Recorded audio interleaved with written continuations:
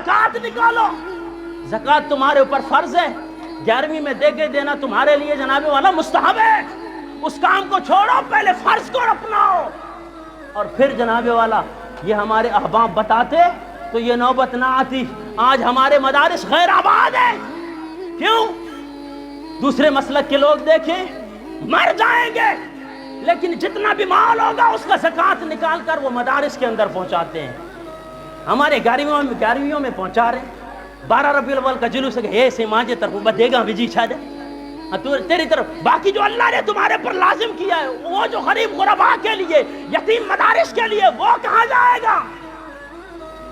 عزیزان محترم، یہ وہ احباب جو زکوٰۃ ادا نہیں کرتے، یہ حریش نامی بچھو دوسرے نمبر پر ان کی تلاش میں ہوگا۔